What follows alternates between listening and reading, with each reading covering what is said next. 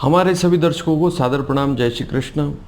आप सभी को गुप्त नवरात्रि की बहुत बहुत शुभकामनाएं।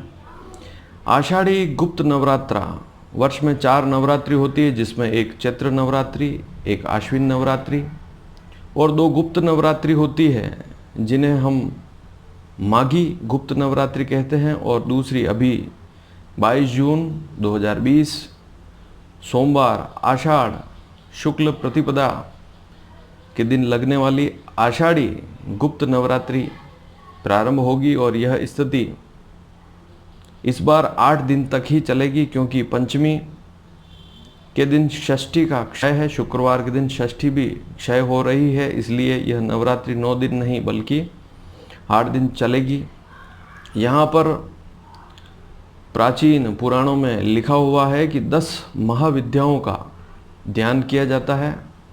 महादेव और माँ काली की उपासना की जाती है, विशेषकर देवी की उपासना की जाती है। 9 दिन तक गुप्त रहकर किसी को ना बताएं कि आप किस मंत्र का जाप कर रहे हैं, तांत्रिक उपासना होती है। लेकिन यह सारी पूजा विधि एक वैदिक पंडित ही बता सकता है। अगर सामान्य व्यक्ति है तो वह केवल जितनी उसे मंत्रों की जानकारी है उतने ही उसे पाठ करने चाहिए, अन्यथा व्यर्थ पूजा करने से उसे कोई लाभ होने वाला नहीं। और देवी की उपासना बड़ी सात्विकता से करें। मेरे पास एक प्रश्न आया कि कलश स्थापना कब करें, गुप्त नवरात्रि की घट स्थापना कब करें। तो लोग जागरूक भी हैं इस नवरात्रि के लिए, तो आप ध्यान से सुने। आषाढ़ मास शुक्ल पक्ष प्रतिपदा सोमवार दिनांक 22 जून 2020 इस दिन आप प्रातः 5:50 से 7:30 के बीच में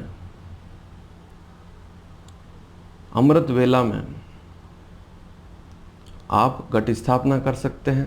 इसके बाद आप 9:30 से 11 के बीच में भी घट स्थापना कर सकते हैं। इसके बाद आप दोपहर अभिजीत मुहूर्त दिन में 12:12 से 1:07 के बीच में भी घट स्थापना कर सकते हैं। घट का अर्थ मैंने पूर्व के एक वीडियो में ही बता दिया कि घट, हमारा शरीर भी घट है, घट स्वरूपी ही है। जैसे घट में पानी भरा रहता है, वैसे शरीर में भी 70% जल ही है। तो हम किसी देवता की उपासना करते हैं, वह देवता एक घट के रूप में हमारे सन्मुख होते हैं। तो सबसे पहले घट स्थापना करें, उसमें 5 प्रकार के पल्लव पत्ते स्थापित करें। घट पर जवा भरा प्याला रखें और उसमें दीपक भी जला सकते हैं। इसके साथ आप 2 मिट्टी के कुल्हड़ लेवें, उसमें काली मिट्टी लाएं, उसमें आप जवारे भी बो सकते हैं। जवारे बोते समय विशेष ध्यान रखें कि हल्दी के पानी से उनको रोज सींचें। नवमी के दिन 9 कन्याओं को जिवावें और उनका पूजन करें।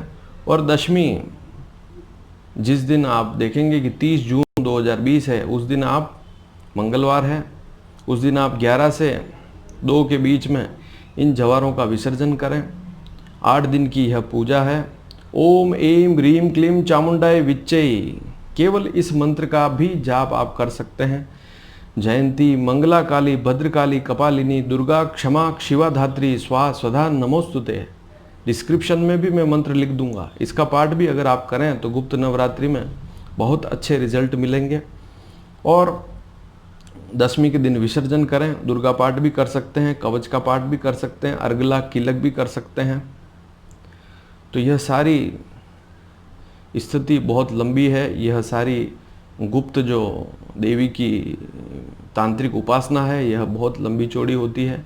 लेकिन आपको जितना आता है उतना ही करें और देवी की 8 दिन तक पूजा करें और दशमी के दिन उनका विसर्जन करें और रोज़ दीपक जलाएं। अखंड ज्योत भी कर सकते हैं आप। तो मैंने आपको मुहूर्त बताएं, उसमें आप घट स्थापना कर सकते हैं। आप सभी को बहुत बहुत शुभकामनाएं। यह नवरात्रि केवल आपके परिवार के लिए नहीं, आप पूरे विश्व की शांति के लिए इसमें आप ध्यान करें, तो जिससे आपका भी भला होगा, विश्व का भी भला होगा। धन्यवाद। जय श्री कृष्ण।